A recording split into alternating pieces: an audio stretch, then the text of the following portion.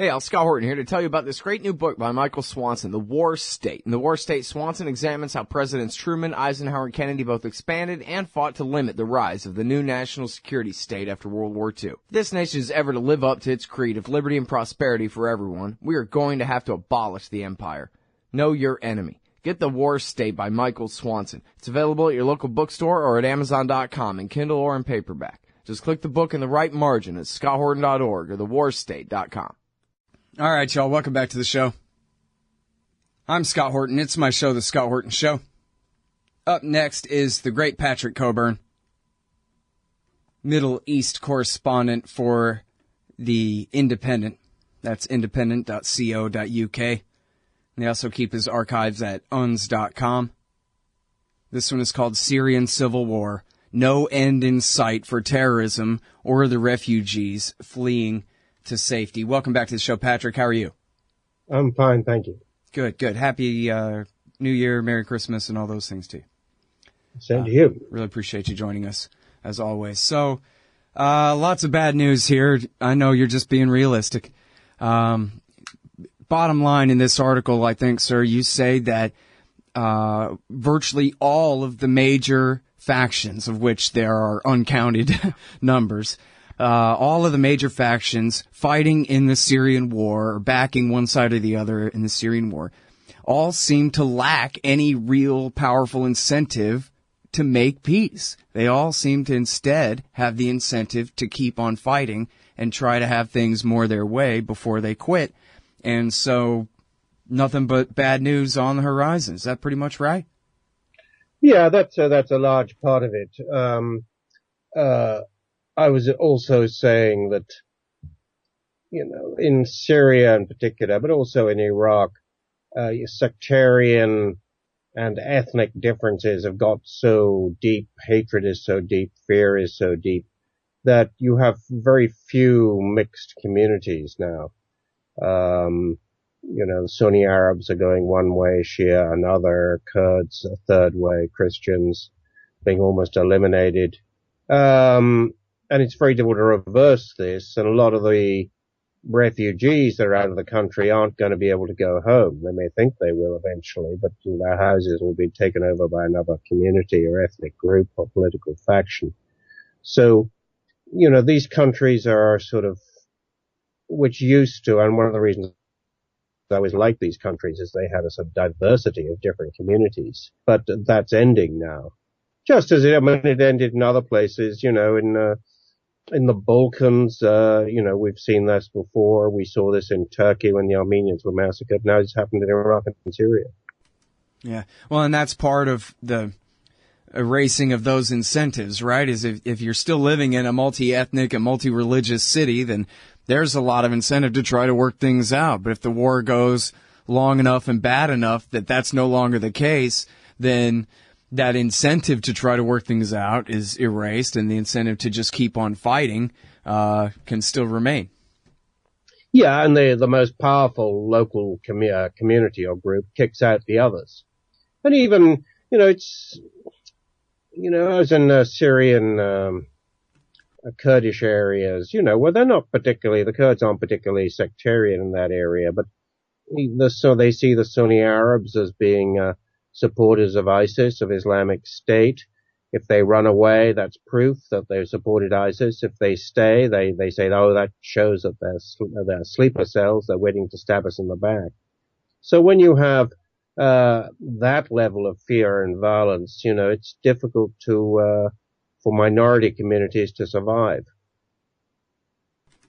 Right. Now, so I don't even know where to begin, really, when it comes to the different outside powers messing around in the Syrian war. But, obviously, when the Russians intervened, that was a pretty big call of America's bluff on regime change in Damascus. And they are, after all, bombing ISIS, if not bombing ISIS together, even though the Americans are threatening the Russians for bombing ISIS just like they are. But do you think maybe there's room here for a change in the policy where if America and Russia can at least get their heads together about this, that some kind of nearer term solution could come?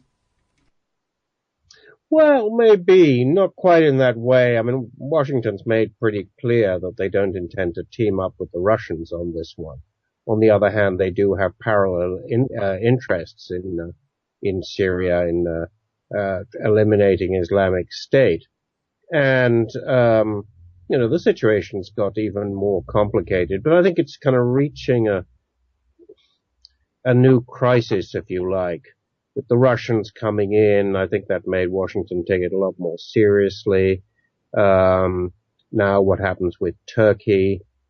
Turkey's been backing all sorts of rebels in Syria, rather like Pakistan backed the Taliban in Afghanistan. Now the Turks are being squeezed out and the sort of north of Aleppo. What do they invade, or do they sit on their hands? What happens there? Ramadi's just been taken by the Iraqi army. That's a success, a big success against Islamic State. But is it repeatable? How these victories look great, but they're against a sort of, until you see that they're against basically a guerrilla army. Guerrilla armies don't stand and fight if they have any sense. They pull back. They wait to make a counterattack, surprise counterattack. Mm-hmm. So the level of violence is going up, and it's still, kind of uncertain how the coming year is going to be like. Now, was this surprising to you at all, the way the Iraqi army was able to take back, if you can call it that, kick the Islamic State out of Ramadi? Or, no, you would have just predicted that, of course, they're going to turn and run just to save their guys and come back later. Yeah, I mean, you see, there's one way that the Islamic State is going to lose if it's attacked by reasonably well-organized military forces, and they're supported by very heavy U.S. airstrikes being called in. Then the firepower is too much. Islamic State is going to lose. They saw that at Kobani in the Syrian Kurdish area in Syria when they tried to spend 4.5 months trying to take the city. They failed. They lost about 2,200 fighters. I've seen the city, about 70% of it smashed up. In that circumstance, they... All right. God dang Skype. You're making me so angry now. Holy crap. Okay. Sorry about that, guys. Technical difficulties. Live radio. These things happen. No big deal. We got the heroic Patrick Cockburn back on the line, on the telephone line, the reliable one this time. And I didn't mention before, I'm very sorry about this. I really hope that you guys will read The Rise of Islamic State by Patrick Cockburn, who, and you guys know, you regular listeners to this show, who absolutely called it, for years leading up to the declaration of the caliphate, and has done the best job of anybody covering this story, as far as I'm concerned. The Rise of Islamic State, that's the book. He writes for The Independent and at uns.com. And I'm sorry, sir, where we got cut off by the technical difficulties, you were talking about the Islamic State's failure at Kobani, where the Kurds, backed by American air power, drove them out after a long battle. Yeah, that's the pattern of this war, this guerrilla war, that the ISIS are militarily pretty effective, but they can't really stand up to infantry backed by heavy air power. At Ramadi, the Iraqi army doesn't have that many, good quality troops. It has the Golden Division. It's the one good division. It has some other special units, but not that numbers. You put those in one set-piece battle together with U.S. air power, they're going to win. Now, what it looks as if ISIS is doing, it's not going to play that game at the moment, that it seems to have pulled out of Ramadi at the last moment, leaving lots of bombs and booby traps behind. Did the same in Sinjar, up in Iraqi Kurdistan a few months ago. This is undoubtedly a success for the Iraqi government, but it could be, one could exaggerate it by, forgetting what kind of war is being fought here. Mm-hmm. Well, and I mean, what about the occupation of Ramadi? Or maybe we could go back to Tikrit. The Shiistan forces drove the Islamic State out of Tikrit. Did they allow the Sunni population to come back, or is that part of the sectarian cleansing you talked about? No, some people try to come back. It's still, very sectarian, very dangerous. If you're a Sunni there, you want to go down to Baghdad, you stand a good chance of being kidnapped on the road.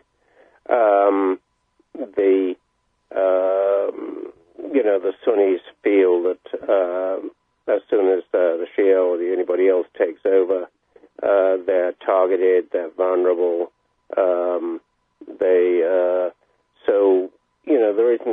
There isn't any coming together here. And there's no real sign of this war ending. You can take these cities, but then if the villages around are still full of ISIS, at some point they'll counterattack. There's no doubt, that they're being attacked from a lot of directions at the moment. Mm-hmm. There's no doubt they're suffering losses, but they're a long way from being defeated. Now, I'm sure this is a very hard one to answer, really, but if you could try to put yourself in the position of the majority Sunni population of Ramadi, do you think that they much prefer the Islamic State to the Baghdad government's forces, or vice versa, or they're just completely stuck, with, in fear of both sides, being stuck between Hitler and Stalin? Really, these people are terrified, and nobody's asking them what they want, They're very similarly in Syria. When ISIS moves in, they're not too pleased because they know what's going to happen. They're going to be hit by the airstrikes and artillery. So, but what do? Last time around, a lot of them fled, tens of thousands, maybe 70,000 fled towards Baghdad, but they couldn't get into Baghdad past the checkpoints because in Baghdad they think, these are the ISIS sleeper cells. This is, we don't trust these people, so they end up, sort of camping beside the road. So they're in an appalling situation.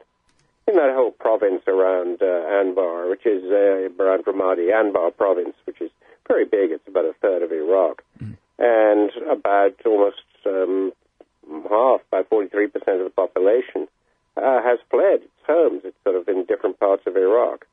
And this is the name of the game at the moment, of people drifting around with really nowhere that they can go. Yeah.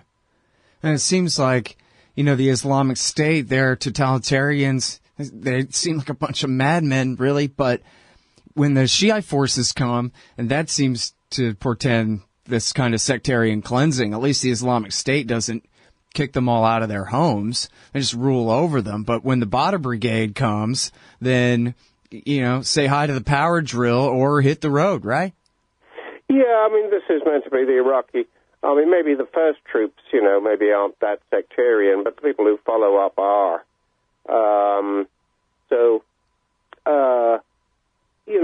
There's no doubt that the Islamic State is under pressure, not just in Iraq, but in Syria. There's a lot of fighting against the Syrian Kurds who've been advancing in the last couple of days. They're being hit by the Americans, they're being hit by the Russians. But again, it looks to me as if they have decided they're not going to have another Kobani. They're not going to stand and fight where the other side can use massive firepower against them, that they'll pursue guerrilla tactics, pull back, wait for an opportunity, launch surprise attacks. Mm-hmm. And then, if they continue on that way, do you think the Iraqi government might be able then to sack Fallujah and Mosul and drive them just out into the countryside? They might, gradually push, devastate these cities and so forth. They might push them out, but this will be a long process, because they'd hold on to the areas where there are 100, villages where that are 100% Sunni, where they have real support. We'll see now if the Iraqi government's going to try and attack Mosul. I would have thought it'd be quite a long time before they try that. And there's something else to be very careful about. Normally, when Islamic State suffers a setback anywhere, it sort of compensates that by some atrocity, some sudden attack, a suicide attack. We saw it in Paris the other day. We've seen it in Iraq many times. That just as the Iraqi government is, cheering itself on and saying, we're the winners, something really horrible happens. So one should be very careful about.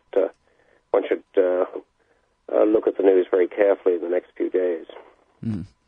And now, this is a little bit off topic, but I'd be willing to bet you have something interesting to say about the relationship between the Islamic State and the wider Islamic world. There was a statement that was put out by the so-called Caliph Ibrahim Baghdadi saying, come one, come all to support the Islamic State. It seemed to be pretty much greeted by ridicule, as far as I could tell from reading Western media anyway. And as you've been discussing, people have been running from the Islamic State for their lives by the millions at this point. And yet, of course, all the propaganda is they hate us because they're Muslim. And Islam makes Muslims hate things that are good and true and beautiful and innocent. And what a demonic, terrible religion they have. And I just wonder whether, you had a comment about, the broader Muslim world's reaction to the IS. But it's kind of very much playing the game that ISIS would like them to play, which is to see all Muslims as being the same as ISIS, to visit communal punishment or rejection on Muslims. After, a quarter of the world's population is Muslim, So I think people who sort of, talk about Islamo-fascists talking about all Muslims is very much playing into the hands of ISIS. But there is another thing which has been happening, which is the way in which extreme Saudi Wahhabism, the most sort of fundamentalist, the most reactionary, the type of Islam which treats women as chattels, has increasingly dominated Sunni Islam. It's done so because it's backed by Saudi money from the state. You want to build a mosque in Bangladesh or somewhere, you get the money from Saudi Arabia. So that is a change, but otherwise this sort of general demonization of Islam is very much playing into the hands of ISIS. All right, well, thank you very much for coming back on the show, Patrick. Really appreciate it. And sorry about those technical difficulties. No, thank you. Happy New Year, sir. Bye-bye. Hey, Al Scott here. Ever wanted to help support the show and own silver at the same time? Well, a friend of mine, libertarian activist Arlo Pignati, has invented the alternative currency with the most promise of them all. QR Silver Commodity Discs. The first ever QR code 1-ounce silver pieces. Just scan the back of one with your phone and get the instant spot price. They're perfect for saving or spending at the market. And anyone who donates $100 or more to the Scott Horton Show at scotthorton.org/donate gets one. That's scotthorton.org/donate. And if you'd like to learn and order more, send them a message at commoditydiscs.com or check them out on Facebook at /commoditydiscs. And thanks. Hey, y'all, Scott Horton here for WallStreetWindow.com. Mike Swanson knows his stuff. He made a killing running his own hedge fund and always gets out of the stock market before the government-generated bubbles pop, which is, by the way, what he's doing right now, selling all his stocks and betting on gold and commodities. Sign up at WallStreetWindow.com and get real-time updates from Mike on all his market moves. It's hard to know how to protect your savings and earn a good return in an economy like this. Mike Swanson can help. Follow along on paper and see for yourself. WallStreetWindow.com.